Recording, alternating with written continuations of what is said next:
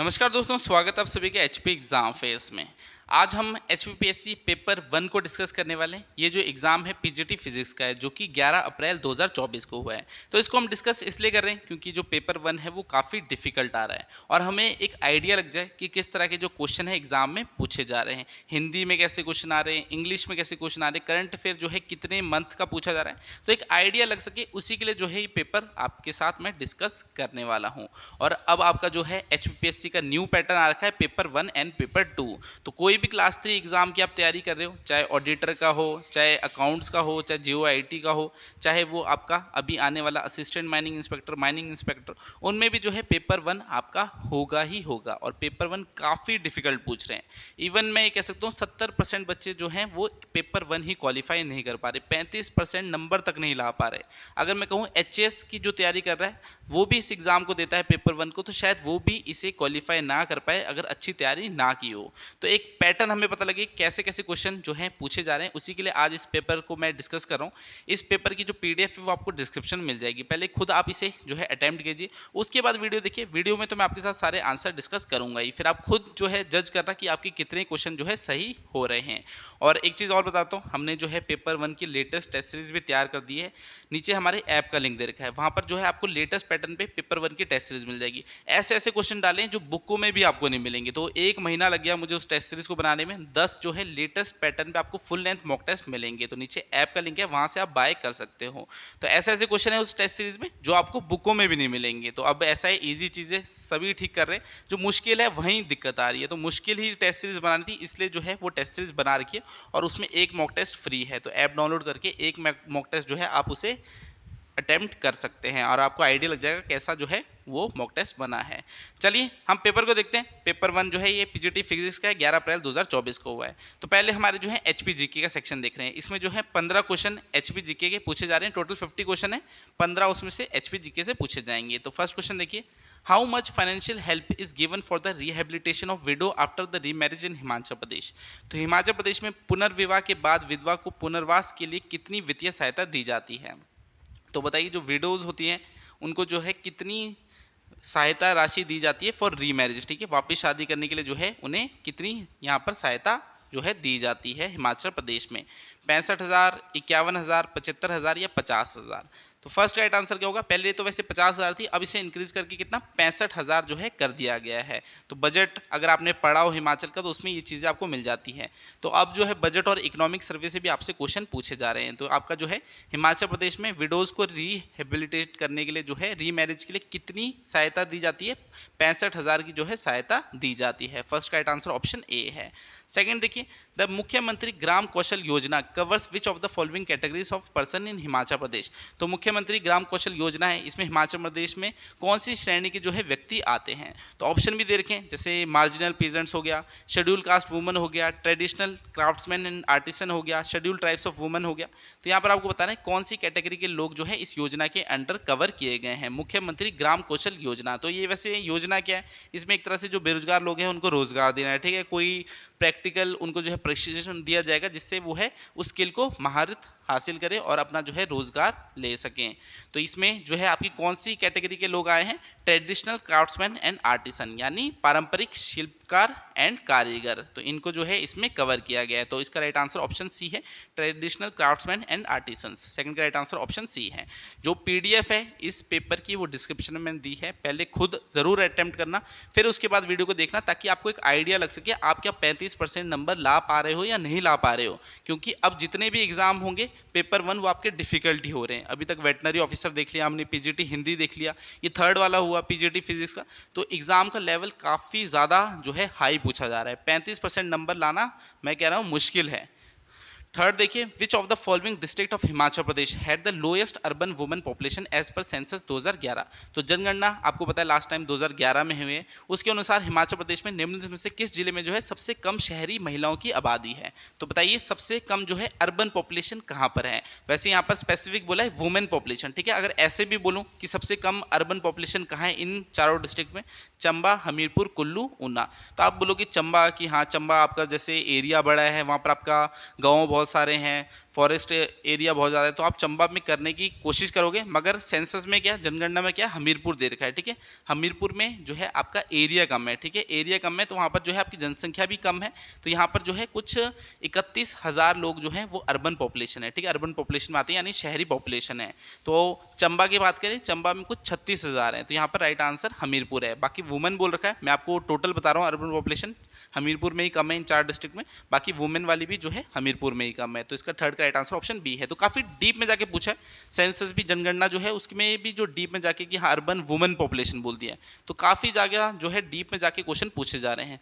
Fourth देखिए, the Himachal Pradesh Kaushal Vikas Nigam was created on, तो हिमाचल प्रदेश का जो कौशल विकास निगम है उसे कब उसकी स्थापना हुई थी, तो कब स्थापना हुई थी कौशल विकास निगम की। जैसे कि आप देख सकते हो आजकल कंप्यूटर प्रोग्राम्स भी चल रहे हैं कि आपको हर महीने 1,000 रुपये मिलेंगे, 1 या 2 साल तक जो है आप कंप्यूटर कोर्स कर सकते हो, तो आपका कौशल विकास निगम के अंडर ही वो सब होता है। मान लीजिए आपके घर में कोई भी सरकारी नौकरी नहीं, तो आप कंप्यूटर कोर्स कर सकते हैं, जैसे मैंने भी कर रखा है, 1 साल का किया था, तो हर महीने जो है 1,000 रुपये मेरे खाते में आ जाते थे, तो वो मैं कंप्यूटर इंस्टीट्यूट को देता था, तो उसके बदले जो है वो हमें कोचिंग देते थे, डाटा एंट्री ऑपरेटर, जैसे भी आप जिस भी ओ लेवल का जिस भी कोर्स करना चाहते हो, तो उसके लिए जो है आपको सहायता देती है सरकार। तो हिमाचल प्रदेश कौशल विकास निगम ये कब बना था आपका।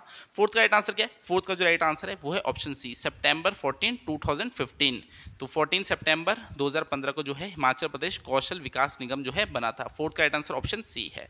फिफ्थ देखिए, identify from the following the current rank of district Kangra Himachal Pradesh in environment in district good governance index 2021। तो यहाँ पर देखिए एक आपका जो है इंडेक्स दे रखा है, कौन सा, डिस्ट्रिक्ट गुड गवर्नेंस इंडेक्स 2021। तो इसमें जो है कांगड़ा की रैंक पूछी जा रही है, कौन सी फील्ड में, इन्वायरमेंट वाली फील्ड में कांगड़ा की जो है रैंक क्या थी। तो 2011 का जो है ये आपका सर्वे है, ठीक है, इंडेक्स है 2011 का, डिस्ट्रिक्ट गुड गवर्नेंस इंडेक्स। तो इसमें जो कांगड़ा का स्थान था वो क्या है, वो 3 था, ठीक है, थर्ड स्थान था इन्वायरमेंट वाली फील्ड में।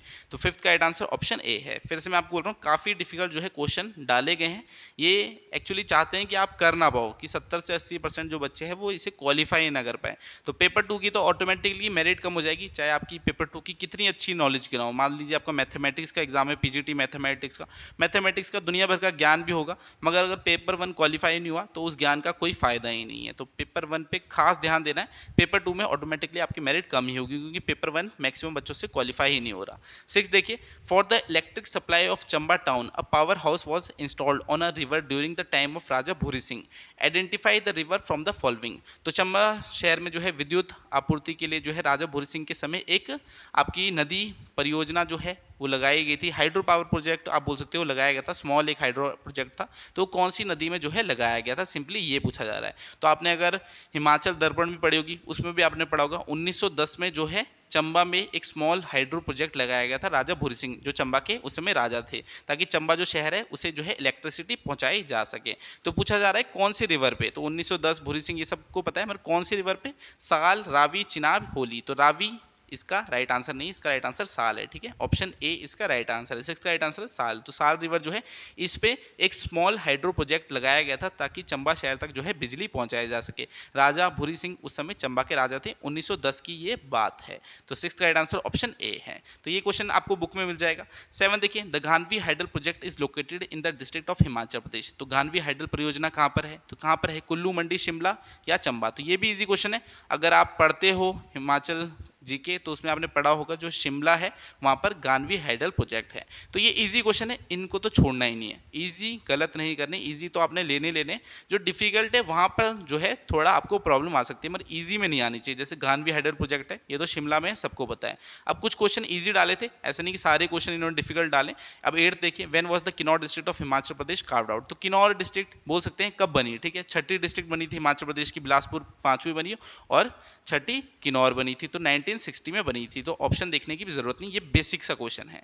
9 देखिए, which of the following temples of Himachal Pradesh is correctly match with its district. तो यहाँ पर देखिए टेम्पल दिए और उनकी डिस्ट्रिक्ट दे रखी है, जैसे मगरू महादेव टेम्पल सिरमौर में है क्या, त्रिपुरा सुंदरी टेम्पल हमीरपुर में है क्या, मनु टेम्पल कांगड़ा में है क्या, प्राशन टेम्पल मंडी में क्या।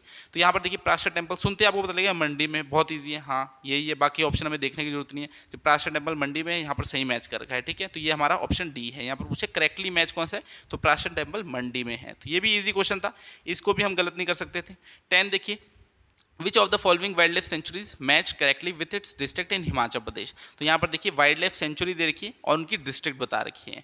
जैसे तारला जो है शिमला में है, तुंदा क्या कुल्लू में है, शीली क्या सिरमौर में है, नारगू क्या लाहौल स्पीति में है। तो बताइए जो वाइल्ड लाइफ सेंचुरी है अपने डिस्ट्रिक्ट से सही मैच की गई है या नहीं की गई है। तो यहाँ पर जो है आपका राइट आंसर तारला शिमला होगा। मान लीजिए आपको तारला वाइल्ड लाइफ सेंचुरी के बारे में पता ही नहीं था, मगर तुंदा देखिए कॉमन सा है। तुंदा कहाँ है? चंबा में है। शीली कहाँ है? शीली आपका सोलन में है। नारगू कहाँ है? ये मंडी में है। तो आप इन तीनों को कट करके भी पता लगा सकते थे कि ऑप्शन ए ही इसका राइट होगा, क्योंकि तुंदा शीली नारगू जो है ये सुनी हुई वाइल्ड लाइफ सेंचुरीज है। बाकी राइट आंसर क्या है? तारला को जो शिमला के साथ मैच किया ये सही किया है। तारला जो वाइल्ड लाइफ सेंचुरी है वो शिमला में ही है। अब ये इजी क्वेश्चन थे, 4-5 इन्होंने जो है इजी क्वेश्चन डाले हिमाचल जीके के। अब जो आप देखोगे वो डिफिकल्ट है, तो डिफिकल्ट जो सही कर रहा है वही जो है मेरिट में आ रहा है। इजी तो चलो कर लोगे। अब ये वाला क्वेश्चन देखिए, identify from the following the correct location of Himachal Pradesh Kukti village. तो निम्नलिखित में से हिमाचल प्रदेश के कुक्ति गांव की सही स्थान की आपको पहचान करनी है। तो यहाँ पर देखिए अब ये क्वेश्चन आप बुक में ढूंढोगे तो में नहीं मिलेगा। वैसे इजी क्वेश्चन है मगर बुक में आपको नहीं मिलेगा। थोड़ा इन्होंने ट्रिकी बना रखा है कि कुक्ति विलेज जो है वो आपका कहाँ पर है। Last inhabited village of Spiti, Spiti का अंतिम आबाद गांव है।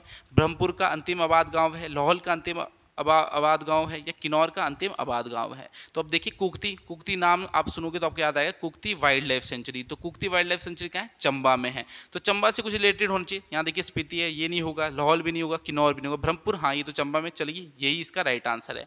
Last inhabited village of Brahmapur, तो ब्रह्मपुर का अंतिम गाँव जो है आबाद गाँव है वो कुक्ति विलेज है। तो यहाँ से जो है आपको थोड़ा सा दिमाग लगाना है। अब ऐसा डायरेक्ट क्वेश्चन नहीं आ रखा बुक से, मगर थोड़ा दिमाग लगाते तो इसको आप जो है सही कर सकते थे। तो ईजी क्वेश्चन तो सही करने, बाकी जहाँ दिमाग लगाना है वहाँ दिमाग भी लगाना है। ठीक है, ऐसे नहीं सारे क्वेश्चन करने, जो नहीं आ रहा उसको छोड़ना भी है, मगर जहाँ आपको लग सकता है कि ये आंसर हो सकता है तो उसको करना भी है, क्योंकि 35% नंबर भी लाने हैं।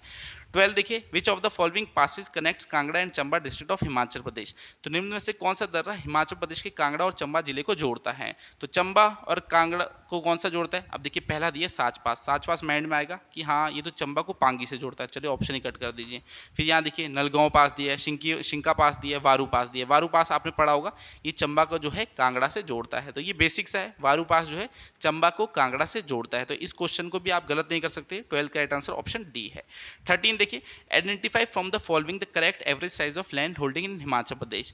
तो निम्न में से हिमाचल प्रदेश में जो है आपको करेक्ट एवरेज साइज बताना है जो लैंड होल्डिंग का है। जैसे कि हिमाचल प्रदेश का एरिया कितना है? 55,673 स्क्वायर किलोमीटर है ना। तो वैसे अगर हेक्टर में देखें तो 55.67 लाख हेक्टर है। उसमें ऑपरेशन लैंड होल्डिंग कितनी है? 9.44 लाख है। अब फार्मर्स कितने हैं पूरे हिमाचल में? वो भी आपके 9,97,000 के अराउंड है। तो जब आप इसे डिवाइड करोगे तो 0.95 जो है आपका आएगा। तो correct average size of land holding कितनी है? 0.95 हेक्टर है। तो ये भी थोड़ा डिफिकल्ट है, वैसे बुक में क्वेश्चन मिल जाएगा, मगर चलिए थोड़ा डिफिकल्ट मान सकते हैं। 13 का राइट आंसर ऑप्शन बी है। 14 देखिए, which of the following district of Himachal Pradesh had the largest consumption of fertiliser in kharif crop in the year 2021-22। अभी शायद इकोनॉमिक सर्वे में होगा क्वेश्चन, तो वहाँ से डाल रखा है, मगर 2021-22 का जो है इकोनॉमिक सर्वे, तो इतना पुराना कोई पढ़ता तो है नहीं। तो अगर आप बोलो कि नहीं आ रहा तो सही बात है, नहीं आएगा। ऐसे नहीं कि आप सारे क्वेश्चन सही कर दोगे। तो इसमें बोला है कि लार्जेस्ट कंजम्पशन ऑफ फर्टिलाइजर जो है खारिफ क्रॉप में वो कौन सी डिस्ट्रिक्ट में आपकी हुई थी 2021-22 में। तो कहाँ पर हुई थी? ऊना में हुई थी।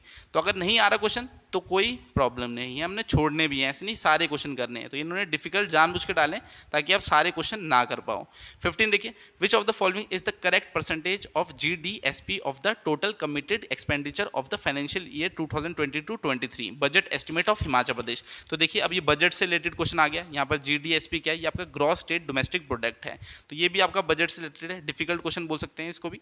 तो यहाँ पर आपका जो है 15 का राइट आंसर क्या है? सी है, 14.36%। तो अगर नहीं आया तो सिंपल सी बात है, डिफिकल्ट है इसलिए नहीं आया। बाकी बजट और इकोनॉमिक सर्वे से अच्छे क्वेश्चन पूछे जा रहे हैं। ठीक है, बजट और इकोनॉमिक सर्वे से, और ऐसे नहीं कि आपसे लेटेस्ट वाले से पूछेंगे। जैसे अभी तो 24-25 का बजट भी आ गया, मगर ये देखिए 22-23 की बात कर रहा है। 23-24 भी नहीं, 24-25 भी नहीं, ये 22-23 की बात कर रहा है। तो पुराने बजट से क्वेश्चन पूछे जा रहे हैं। तो नहीं आ रहा तो कोई प्रॉब्लम नहीं है, सारे क्वेश्चन हमने करने ही नहीं है, मगर जो ईजी है वो करने, और जहाँ हमारा थोड़ा दिमाग लगता है वो करने। अब देखिए हिमाचल जीके में आपको पता लग गया 6-7 क्वेश्चन आप कर सकते थे। वैसे हिंदी हिंदी में आपको पता लगेगा कितने क्वेश्चन आप कर सकते थे, इंग्लिश में कितने कर सकते थे। अब इंडियन जीके आ रहा है, इंडियन जीके में जो है 4 से 5 क्वेश्चन ये करंट अफेयर से पूछ रहे हैं, ठीक है, 4 से 5 क्वेश्चन करंट अफेयर से पूछ रहे हैं। अब देखिए ज्ञानपीठ अवार्ड के बारे में बोला है, the writer of which Indian state got the Jnanpith award in 2023। तो ये अवार्ड आपने पढ़ा होगा, ज्ञानपीठ अवार्ड किसको मिला, मगर यहाँ पर स्टेट पूछ ले कि कौन से स्टेट से वो बिलोंग करते थे। तो ज्ञानपीठ जो आपका अवार्ड है ये किसको मिला, ये गोवा के रहने वाले थे, ठीक है। 16 का राइट आंसर गोवा है, इनका नाम दामोदर माउजो है, दामोदर माउजो है। ये सेकंड जो है गोवा के रहने वाले जिन्हें जो है ज्ञानपीठ अवार्ड आपका मिला है। तो 16 का राइट आंसर ऑप्शन बी है, ठीक है। ज्ञानपीठ नहीं ज्ञानपीठ, मैं इंग्लिश में देख रहा था, ये ज्ञानपीठ है आपका, ठीक है। ज्ञानपीठ पुरस्कार है, ये साहित्य में सबसे आपका जो है सबसे ऊपर, जैसे द्रोणाचार्य आपका कोचिंग में सबसे बड़ा है, अर्जुन राजीव गांधी खेल अवार्ड जो है स्पोर्ट्स में सबसे बड़ा है, वैसे ही जो साहित्य में आपका सबसे ऊपर है वो ज्ञानपीठ अवार्ड है, ठीक है। 16 का राइट आंसर क्या है, 16 का जो राइट आंसर है वो है ऑप्शन बी गोवा। चलिए नेक्स्ट देखते हैं, गोवा के रहने वाले थे। 17 है the Arjun award in 2023 in squash is given to. तो जो अर्जुन अवार्ड है वो 2023 में स्क्वाश वाली फील्ड में जो है, स्क्वाश जो गेम है उसमें किसको मिला था। तो ये भी आपका करंट अफेयर का क्वेश्चन है, ये आपका जनवरी 2024 का करंट अफेयर, ठीक है। उसमें वहाँ पर जो है जनवरी 2024 में लिस्ट आई थी अर्जुन अवार्ड 2023 की। तो अलग अलग जो है व्यक्तियों को मिला था, अलग अलग जो है फील्ड से वो बिलोंग करते थे, अलग अलग गेम वो खेलते थे। तो यहाँ पर जो है हरिंदर पाल सिंह सद्दू जो है इसका राइट आंसर है। तो ये स्क्वैश खेलते और इनको अर्जुन अवार्ड जो है 2023 का मिला है। 17 का राइट आंसर ऑप्शन ए है। चलिए नेक्स्ट देखते हैं हमारा, यहाँ पर क्वेश्चन क्या दे रखा है 18 identify the winner country in men single in Japan open 2023। ये भी करंट अफेयर का क्वेश्चन है। तो यहाँ पर आपको कंट्री पूछी गई है, ये नहीं पूछा कौन व्यक्ति जो है जीता है जापान ओपन 2023, तो कौन सी कंट्री से वो बिलोंग करते थे। तो कौन सी कंट्री से बिलोंग करते थे, वो जो है डेनमार्क से बिलोंग करते थे। बैडमिंटन का जो है आपका ये प्रतियोगिता है जापान ओपन 2023, तो इसमें जो है विक्टर एक्सेल्सन जो है इन्हें जो है इन्होंने जीता है इसे, और ये डेनमार्क के रहने वाले थे। तो कंट्री पूछिए, तो जो है एग्जाम में क्वेश्चन को डिफिकल्ट बनाने की पूरी कोशिश की है कि आप इजीली इनको आंसर ना कर पाओ। 19 देखिए, which of the following is not match correctly with his country. तो यहाँ पर जो है आपके दे रखे हैं, जैसे प्राइम मिनिस्टर का नाम दिया है, प्रेसिडेंट का नाम दिया है, कंट्री का नाम दिया है, आपको बताना है कौन सा जो है राइट मैच नहीं किया है। जैसे प्रेसिडेंट मोहम्मद बिन जायद, ये हमने पढ़ा है, हाँ यूएई के ही प्रेसिडेंट है। फिर फिलिप न्यूसी प्राइम मिनिस्टर हैं मोजम्बिक के, हाँ। प्राइम मिनिस्टर जो है पीटर इरविन चेक रिपब्लिक के। फिर जेम्स रमोस हार्टा, ये प्रेसिडेंट है तिमोर लेस्टे की। तो इसका राइट आंसर क्या है, इसका राइट आंसर है प्राइम मिनिस्टर जो है पीटर इरविन नहीं है चेक रिपब्लिक के, इनका जो नाम है वो पीटर फियाला है, ठीक है, इरविन नहीं है। तो देखिए इतनी स्मॉल सी मिस्टेक है, मगर ये पकड़नी मुश्किल है कि हाँ पीटर इरविन नहीं, पीटर फियाला इनका जो है नाम है, जो प्राइम मिनिस्टर है चेक रिपब्लिक के। तो काफ़ी डिफिकल्ट जो है क्वेश्चन डाले गए हैं। 20 देखिए, which of the following cities of India in the list of top 100 cities as per Swachh सर्वेक्षण इंडेक्स 2023। तो स्वच्छ सर्वेक्षण सूचकांक 2023 के अनुसार शीर्ष 10 शहरों की सूची में भारत का निम्नलिखित में से कौन सा शहर है। तो 10 सिटीज में आपको बताना है कौन सा इनमें से सिटी जो आती है, ठीक है। स्वच्छ सर्वेक्षण इंडेक्स 2023 के अकॉर्डिंग 10 सिटीज में से कोई एक सिटी इनमें उस 10 वाली जो सिटीज है उस लिस्ट में आती है। तो 20 का राइट आंसर क्या है, 20 का जो है पुणे। तो पुणे टॉप 10 में आता है स्वच्छ सर्वेक्षण इंडेक्स 2023 में। तो ये भी आपका करंट अफेयर का है। 25 देखिए, identify the number of women elected in Madhya Pradesh assembly election held in November 2023 from the following. तो नवंबर 2023 में हुए मध्य प्रदेश विधानसभा चुनावों में निर्वाचित महिलाओं की संख्या कितनी थी, ठीक है, कितनी थी आपसे वो पूछा जा रहा है। तो 27 थी, 35 थी, 21 थी या 18 थी। तो इसका राइट आंसर 27 है, ठीक है। 21 का राइट आंसर क्या है, 21 का राइट आंसर 27 है। अब ये न्यूज़ में रहा था, अगर न्यूज़पेपर आपने उस समय पढ़ा होगा तो उसमें जो है 10% से ज़्यादा एमएलए जो है वुमेन्स थी, ठीक है। मध्य प्रदेश में पहली बार ऐसा हुआ कि 10% से ज़्यादा एमएलए जो बनी वो कौन बनी, वुमेन्स बनी, ठीक है। कुल 12% के अराउंड जो है बनी। तो 27 जो थी जीती थी वुमेन कैंडिडेट्स, ठीक है, मध्य प्रदेश में, ठीक है, असेंबली इलेक्शन हुए थे उसमें। तो 21 का राइट आंसर क्या है, 21 का राइट आंसर ऑप्शन ए है। 22 देखिए, identify the tributary of the Indus river from the following. तो निम्न में से सिंधु नदी की सहायक नदी पहचाननी है। अब देखिए इंडस रिवर सिस्टम का पार्ट कौन सी है, सतलुज भी है, रावी भी है, ब्यास भी है, चिनाब भी है। तो आप जो है इजीली आइडेंटिफाई कर सकते हैं कि सतलुज जो है आपकी यहाँ पर ट्रिब्यूटरी है इंडस रिवर की, ठीक है। इंडस रिवर सिस्टम है, आप सभी को पता है, सतलुज, ब्यास, चिनाब जो है इसमें आती है। तो इसमें ट्रिब्यूटरी कौन सी, सतलुज होगी। तो इसे इजी क्वेश्चन मान सकते हैं, इसे आप कर सकते थे। 23 देखिए, identify the location of great mosque of Kilwa from the following countries. तो ये ग्रेट मॉस्को ऑफ किल्वा है, ये कहाँ पर है पूछा जा रहा है, तो ये तंजानिया में है। ठीक है, 23 का राइट आंसर ऑप्शन ए है। तो हर कुछ ही क्वेश्चन डाल दिए। 23 का राइट आंसर तंजानिया है। ग्रेट मॉस्को ऑफ किल्वा कहाँ है, ये तंजानिया में है। 24 देखिए, when was the UNO flag officially adopted. तो यूएनओ का जो फ्लैग है वो ऑफिशियली जो है अडॉप्ट कब किया गया था। वैसे यूएनओ है जो उसकी स्थापना कब हुई थी, 24 अक्टूबर 1945। ठीक है, 1945 को जो है इस्टेब्लिश हो गया था यूएनओ, मगर उसका जो फ्लैग है वो अडॉप्ट कब किया गया, 1947 में जो है अडॉप्ट किया गया। तो 24 का राइट आंसर ऑप्शन डी है। ठीक है, यूनाइटेड नेशन ऑर्गेनाइजेशन। 25 है, which polymer is used in the manufacture of paints and lacquers. अब साइंस का भी एक क्वेश्चन पूछा जा रहा है। ठीक है, 50 में जैसे 15 क्वेश्चन जो है आपके नेशनल और इंटरनेशनल अफेयर के हैं, तो उसमें 5 से 6 क्वेश्चन करंट अफेयर के आ रहे हैं, बाकी इंडियन जीके के, बाकी एक क्वेश्चन जो है साइंस का भी डाल रहे हैं। पिछले हिंदी वाले पेपर में भी देखा हमने, हिंदी पीजीटी हुआ, उसमें भी एक क्वेश्चन जो है साइंस का डाला था। Which polymer is used in the manufacture of paints and lacquers. तो इसका राइट आंसर क्या है, इसका जो राइट आंसर है वो है ग्लिप्टेल। ठीक है, ग्लिप्टल जो है ये यूज किया जाता है। कौन सा पॉलीमर, ग्लिप्टल जो है मैन्युफैक्चर ऑफ पेंट्स में यूज किया जाता है, पेंट्स बनाने में जो है ग्लिप्टल यूज किया जाता है। 26 देखिए, which of the following is correct about the state of Uttarakhand. अब उत्तराखंड के बारे में 4 जो है यहाँ स्टेटमेंट्स दे रखी है, आपको बतानी है कौन सी यहाँ पर सही स्टेटमेंट है। अब देखिए, उत्तराखंड जो है उसके यहाँ पर दे रखा है नेपाल इज इन और इट्स नॉर्थ। तो उत्तराखंड कहाँ है, उत्तराखंड यहाँ है, हिमाचल ये रहा, नेपाल यहाँ पर है, तो नॉर्थ में तो है नहीं। ठीक है, उत्तराखंड ये रहा, हिमाचल ये रहा और नेपाल यहाँ पर है, तो नॉर्थ में है नहीं। अगर आप मैप में देखोगे तो ये स्टेटमेंट गलत है। Himachal Pradesh is north east, तो उत्तराखंड के नॉर्थ ईस्ट में थोड़े है, बल्कि नॉर्थ वेस्ट में है हिमाचल प्रदेश, तो ये स्टेटमेंट भी गलत हो जाएगी जब आप मैप में देखोगे।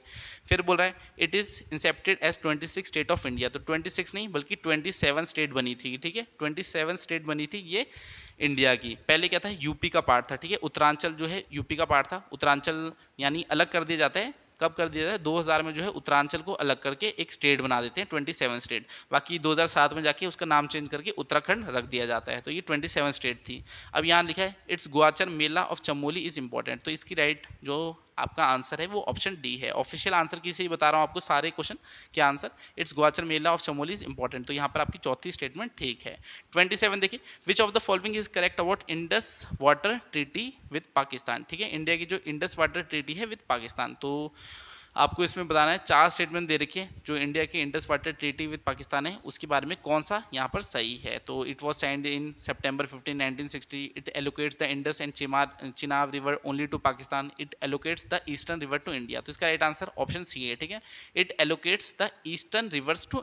तो क्वेश्चन पेपर की पीडीएफ आपको डिस्क्रिप्शन में दे रखी है, आंसर आपको सारे बता रहा हूँ, आप खुद चेक कीजिए कितने आंसर आप कर पा रहे हैं। और ऐसा नहीं सारे क्वेश्चन के आंसर अटैम्प्ट कर देने कि 50 क्वेश्चन तो 50 के 50 अटैम्प्ट कर दूँ। तो आप देख सकते हो नेगेटिव मार्किंग भी यहाँ पर है, तो नेगेटिव मार्किंग भी होगी अगर गलत जो है आप यहाँ पर कर रहे हो। तो देखिए यहाँ पर क्या है, 27 का राइट आंसर ऑप्शन सी है। चलिए 28 देखते हैं।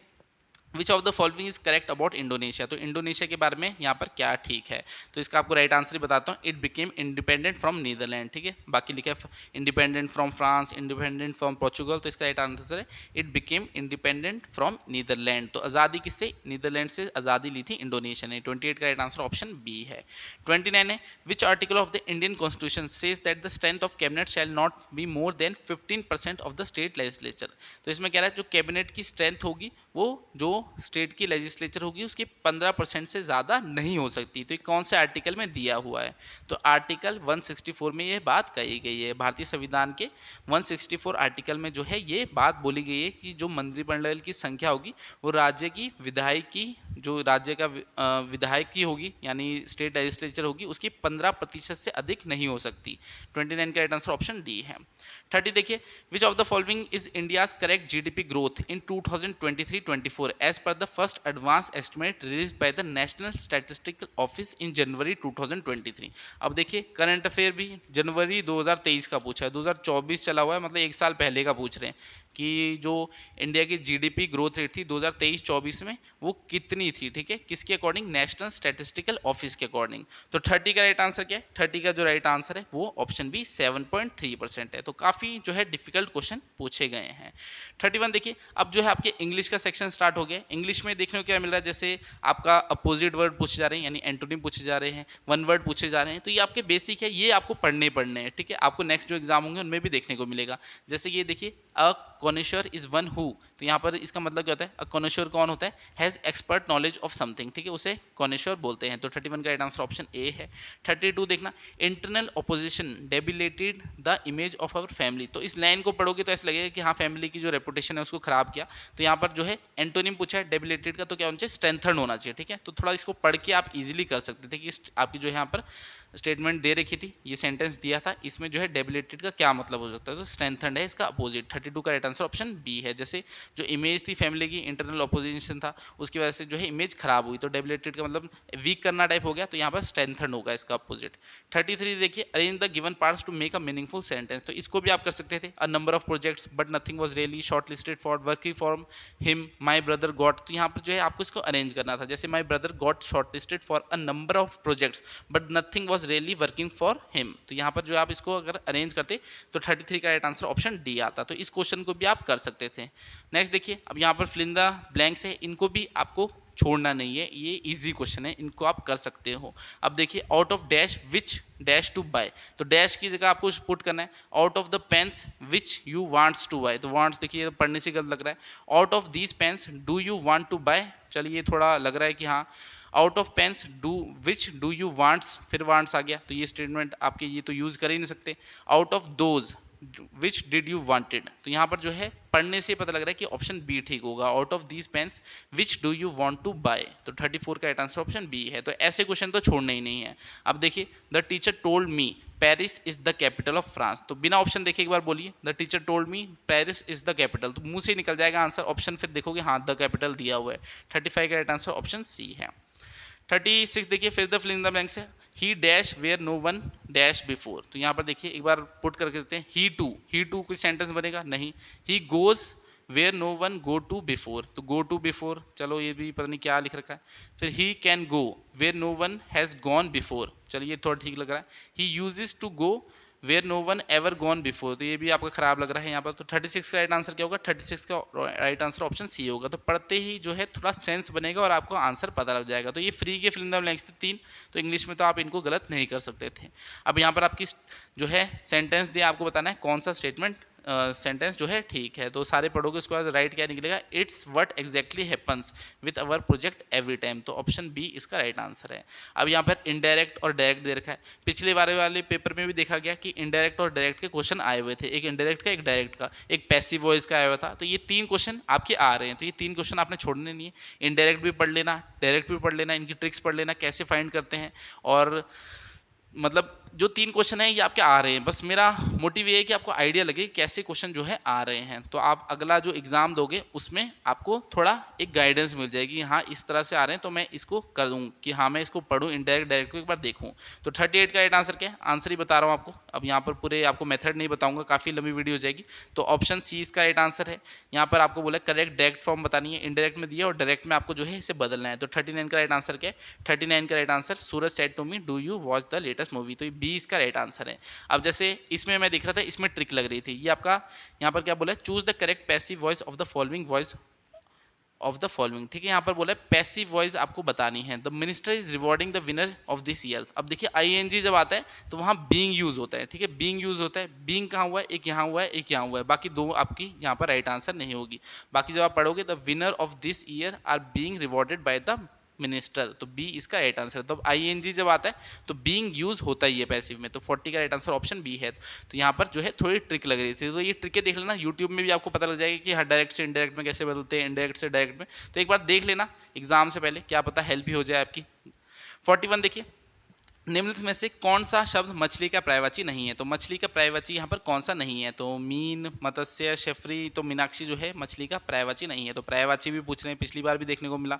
अब देखिए पंचवटी का समासिक विग्रह, ये समासिक विग्रह भी क्वेश्चन पिछली बार आया था जो पीजीटी हिंदी का हुआ, तो अगले में भी आपका जो होने वाला है उसमें भी आने के चांसेस है इस टाइप का क्वेश्चन। तो पंचवटी का होता है 5 वटों से घिरी प्रसिद्ध जगह, तो ऑप्शन डी इसका राइट आंसर है। 42 का राइट आंसर क्या है, ऑप्शन डी इसका राइट आंसर है। इस जमीन ने नीचे कुछ दबा पड़ा है, तो इस जमीन के नीचे कुछ दबा पड़ा है, तो यहाँ पर कुछ क्या है, रेखांकित सर्वनाम का भेद बताइए, तो क्या है, अनिश्चयवाचक है, ठीक है, पता नहीं यहाँ पर। 43 का राइट आंसर ऑप्शन बी है। 44 देखिए, नेताजी के सपनों का भारत सभी मिलकर बनाएंगे, तो रेखांकित शब्द संज्ञा का भेद है, तो नेताजी किसे बोलते हैं, सुभाष चंद्र बोस को बोलते हैं, तो जातिवाचक नहीं व्यक्तिवाचक होगा, ठीक है, यहाँ पर तो व्यक्तिवाचक है, ठीक है, और किसी के लिए नेताजी यूज नहीं किया जाता, तो इसको भी आप कर सकते थे। 44 का राइट आंसर ऑप्शन ए है। अब देखिए, कृत प्रत्यय वे होते हैं, तो कृत प्रत्यय वो होते हैं जो क्रिया की मूल धातु के साथ लगता है, तो ये देखिए थोड़े ग्रामर के क्वेश्चन पूछे गए हैं यहाँ पर। 46 देखिए, निम्न में से कौन सा विशेषण नहीं है, अब कौन सा विशेषण नहीं है आपको बताना है, तो 46 का राइट आंसर क्या है, 46 का राइट आंसर ऑप्शन सी है, अध्ययन है, ठीक है, ये संज्ञा होगा। 47 देखिए, पंडित जी ने कुश की चटाई पर आसन जमाया, देखेंगे पद किस कारक का प्रसंग है, तो यहाँ पर आपको कारक बताना है, तो 47 का राइट आंसर अधिकरण है, ठीक है, तो कारक ये भी आपका जो है क्वेश्चन पिछली बार भी इस टाइप का पूछा गया, अब भी आया, अगले वाले में भी आने के चांसेस है, तो मैंने जो टेस्ट सीरीज बनाई है उसमें भी आपके जो है इसी टाइप के क्वेश्चन डाले गए हैं। नीचे ऐप का लिंक दिया है, वहां पर जाइए, एक फ्री टेस्ट भी आपको मिल जाएगा, आपको क्वेश्चन का लेवल पता लगेगा, ऐसे ऐसे क्वेश्चन है जो बुक में भी आपको फाइंड करने से नहीं मिलेंगे, तो 1 महीने के आसपास लग गया टेस्ट सीरीज बनाने में, तभी जो है इतने टाइम से वीडियो भी नहीं आ रही थी, तो आप जो है उस टेस्ट सीरीज को बाय कर सकते हैं। बाकी किसी ने स्टडी मटेरियल लेना होगा तो इस नंबर पर व्हाट्सएप कर देना 7018186561 पे, आपको जो है पूरा स्टडी मटेरियल मिल जाएगा HPPSC पेपर 1 का, वहाँ बजट के आपको क्वेश्चन मिल जाएंगे, इकोनॉमिक सर्वे आपको मिल जाएगा, Himachal GK, India GK, Hindi English test series मिल जाएगी, प्रीवियस ईयर पेपर जैसे अभी PGT हिंदी का हुआ वैसे PGT फिजिक्स का ये पेपर हो गया, वेटनरी ऑफिसर का हो गया, जो आपके न्यू पैटर्न में हो रहे हैं, तो वो प्रीवियस ईयर पेपर भी दूंगा साथ में, तो पूरा एक पैकेज रहेगा जिसके बाहर कुछ देखने की जरूरत है, तो इस नंबर पर व्हाट्सएप करके जो है आप डिटेल ले सकते हैं। 48 देखिए, महात्मा जी के प्रवचन को सुनकर मैं मंत्रमुग्ध हो गया, तो इस वाक्य में उद्देश्य है, तो उद्देश्य क्या है, मैं है यहाँ पर। 48 का राइट आंसर ऑप्शन सी है। 49 देखिए, निम्न से किस वाक्य में संयुक्त क्रिया प्रयुक्त नहीं हुई है, तो यहाँ पर आपको बताया संयुक्त क्रिया जो है प्रयुक्त नहीं हुई है, तो इसमें राइट आंसर क्या है, मैंने उसे पत्र लिखा, तो ये आपका राइट आंसर है, 49 का बी राइट आंसर है। 50 देखिए, रूपक अलंकार का उदाहरण है, तो रूपक अलंकार का उदाहरण ये भी आपका जो है डीप में जाके ग्रामर के क्वेश्चन पूछे गए, तो यहाँ पर जहाँ से पूरा पढ़ेंगे तो बढ़त बढ़त संपत्ति सलील मन सरोज बढ़ जाए, तो ये इसका राइट आंसर है। तो काफ़ी ज़्यादा जो है अच्छा लेवल है, अगर बोलें तो काफ़ी डिफिकल्ट लेवल है, 70 से 80% जो बच्चे हैं वो पेपर 1 क्वालिफाई नहीं कर पा रहे, तो पेपर 2 की ऑटोमेटिकली जो है आपकी मेरिट कम हो जाएगी, तो चाहे आप जितने मर्जी महारती हो अपने सब्जेक्ट के, जैसे ये PGT फिजिक्स का है, फिजिक्स की दुनिया भर की नॉलेज क्यों ना हो, मगर जब पेपर 1 क्वालिफाई नहीं हुआ तो उसका फायदा ही नहीं, आपका पेपर 2 चेक तक नहीं होगा, तो पेपर 1 पे खासा जोर रखना है और इसे क्वालिफाई करना है, ठीक है, 35% नंबर लाना है, तो उसके लिए टेस्ट सीरीज मैंने आपके लिए बना दी है, नीचे ऐप का लिंक दिया है। बाकी आपसे अगली क्लास में मिलूंगा, वीडियो अच्छी लगी होगी तो वीडियो को लाइक कर देना, नीचे कमेंट कर देना कोई खराबी लगी होगी, मैं उसे जो है सुधारने की कोशिश करूंगा, बाकी कोई भी प्रॉब्लम आए तो इस नंबर पर व्हाट्सएप कर देना, मैं कोशिश करूंगा रिप्लाई करने की। तो आपसे अगली क्लास में मिलता हूँ, तब तक के लिए शब्बा खैर, थैंक यू।